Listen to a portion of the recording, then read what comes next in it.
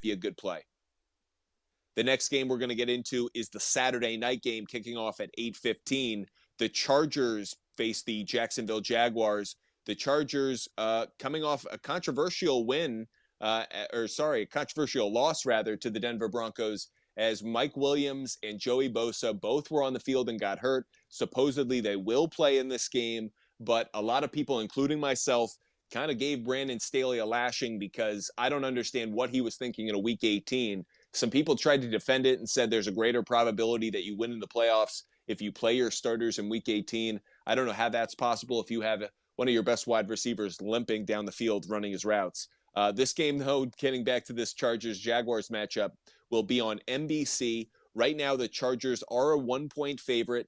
The over-under is set at 47.5 points. Some gambling trends before we get analysis from everyone. The Chargers are 4-0-1 against the spread in their last 5 games overall, while the Jaguars are 4-1 against the spread in their last 5 games overall. While the Chargers are 5-0 against the spread in their last 5 meetings against the Jaguars in Jacksonville.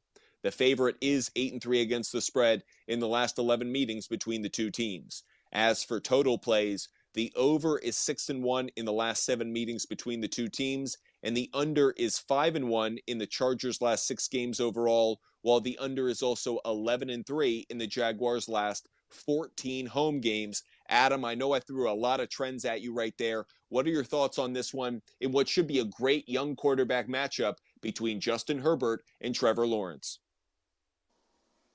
Yeah, there was an earlier meeting this year. Jacksonville went to Los Angeles and won 38-10. I'm not sure you can take much from that game as the Chargers were pretty beat up then. But you're right. I don't have no idea what Brandon Staley is doing playing, even all of his stars versus Herbert. But, I mean, Williams has been injury-prone all year long. You think you'd put him in a glass case and set him on the sideline and nobody touch him, right? And Bosa. I mean, Bosa is such a disruptor. This is the playoff time now, okay? Going and playing Denver is not for the playoffs. So, again, you hit it on the head. Just a lashing from them, just dumb to go to Denver, which they lost 31-28. So here's a game of kind of what we just talked about with TCU here about the last thing we saw from the Chargers is the last few games they've been winning. They won their last 5 up until this Denver loss, but it hasn't been pretty, right? It's been kind of pedestrian, really mediocre types game, and now they go and play their starters at Denver and they lose 31-28. Giving up 283 yards to Wilson and 103 yards on the ground to Murray. So, it does not look good, does not look sharp at all. Herbert's been throwing mid-200s the last 3 games. He did throw for 4 touchdowns the last 2, so kind of got back on track with that. Jacksonville, on the other side of the coin, Trevor Lawrence has been in the low 200s, only 1 touchdown in the last 3 games. So I think that is a little bit of a concern there. They're going to rely on ATN against that 28th rush defense that the Chargers have. So I think you can see a little bit of that. ETN had a bad game against Tennessee, but up until then, the last 3, he was pretty spot on. And to me, this game just comes down to coaching. I think coaching matters. I think Doug Peterson's been there before. He obviously won a Super Bowl. I think he's going to have this team prepared and ready to play, being at home. And it's Staley. I mean, I just do not trust Brandon Staley. I like the Chargers' talent more than Jacksonville. I like Herbert. I like the receiving core that they have.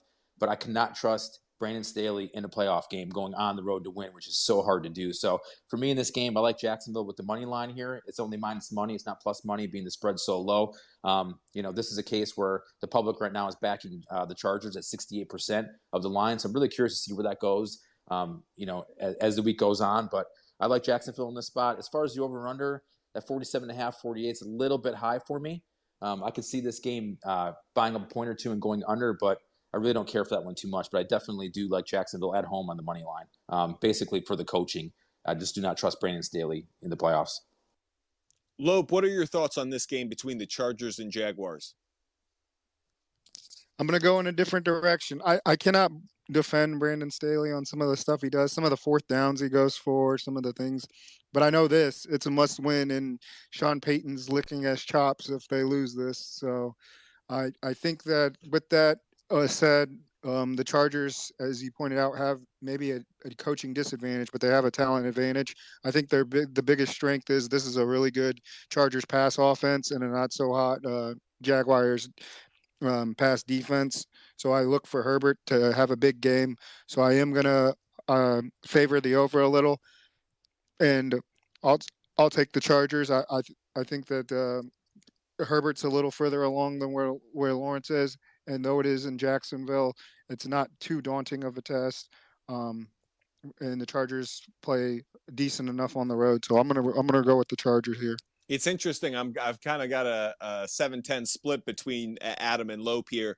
I'm going with the Chargers to cover. I like them on the money line and on the cover, but I like the under. A few notes I'd like to throw at you. The Chargers are 7-2 against the spread on the road this season, and that trend really stood out to me that I mentioned earlier, that the Chargers are 5-0 against the spread in their last 5 meetings in Jacksonville against the Jaguars, and that the favorite is 8-3 against the spread in the last 11 meetings between the two teams. Those trends really stood out for me. Justin Herbert has more passing touchdowns, more passing yards, and fewer interceptions on the road this season than he does at home.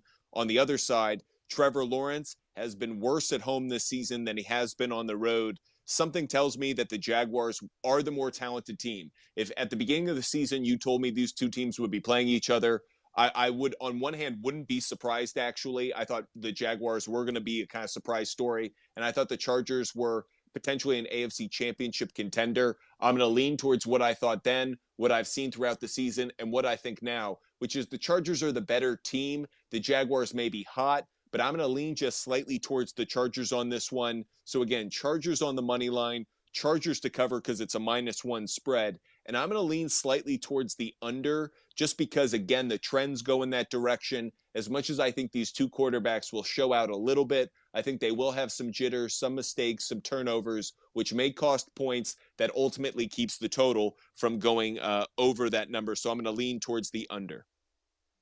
Appreciate all of you joining us. Make sure you follow us at Fumble Sports on TikTok, Instagram, and YouTube, and at Sports Fumble on Twitter. If you want to engage with us, make sure you reach out. We're definitely here to join and let you join the conversation. Would love to hear your takes on any of these games throughout the week. So make sure you reach out to us at Fumble Sports on TikTok, Instagram, and Twitter. And of course, check out our website, buttfumblesports.com, whether it's blog posts, whether it's game picks, or of course, getting some of the Butt Fumble Sports merchandise that we have now, shirts, hoodies, sweatshirts, hats, everything that you need to support Butt Fumble Sports and to be a loyal buddy. There's a lot of opportunities now. And I will mention one more thing before we get to our next game. Sign up on the Butt Fumble Sports website for the free newsletter. You'll get all of my game picks in one consolidated newsletter, as well as my game notes, trends, things that help me make my picks. I hope that it informs you whether you go with them or not. It'll hopefully inform you on how to make your plays for NFL playoff weekend, wild card weekend. Let's get to our